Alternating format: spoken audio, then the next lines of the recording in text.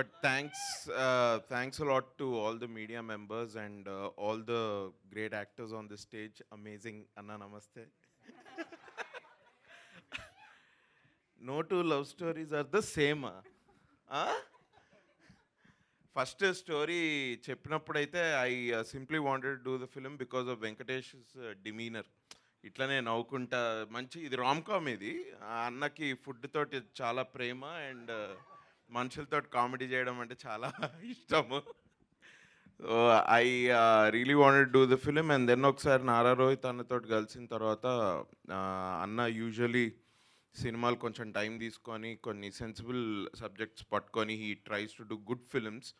We have seen that in the past. ఇప్పుడు కూడా అదే రిపీట్ అవుతుంది. అండ్ దీనికి మంచి డైరెక్టర్ వెంకీ అన్న. No two love stories are the same.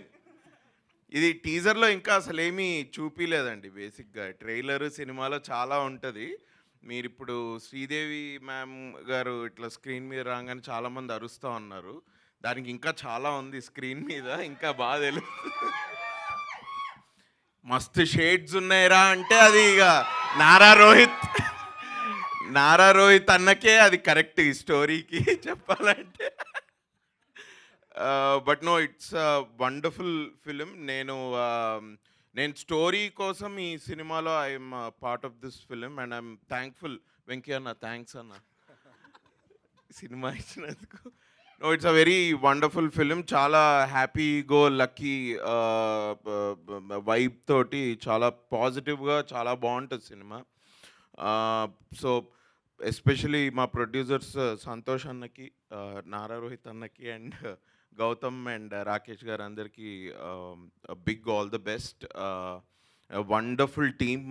నేను ఇంకా చాలా మాట్లాడచ్చు, బట్ ఒక్కటే చెప్తా. నేను ప్రభాస్ అన్న టీం అంటే ఏంది ఏం అనకుండానే అది నేను ప్రభాస్ అన్న గారు ఆయన సెట్లో ఫుడ్ చాలా బాగుంటుంది ఇది అని విన్నా. But I think there is another team here which is equally very good with food. But they really took care of us very well and చాలా షూట్ చేస్తున్న ఫీలింగే రాలేదు నాకు. ఆల్మోస్ట్ ఈ నగరానికి ఏమైంది సెట్ మీద మేము ఎట్లయితే ఆడుతూ పాడుతూ చేసామో నాకు అదే ఫీల్, అదే వైబ్ ఈ సినిమాలో షూట్ చేస్తుంటే నాకు అదే వచ్చి అలాంటి వైబ్లోనే ఉండాను నేను. So it's an amazing team. They are coming up with a crazy love story. మీకు ట్రైలర్ సినిమాలో చూస్తే తెలుస్తుంది. I hope you will bless the film. Thanks lot. Thank you so much అండి. కాదు, మీరు సిద్ధార్థ్ ఫ్రెండ్ కదా, సో ఆ 5 క్వాలిటీస్ ఏంటి చెప్పొచ్చుగా, చాలా మంది అమ్మాయిలు తెలుసుకోవాలనుకుంటున్నారు. చాలా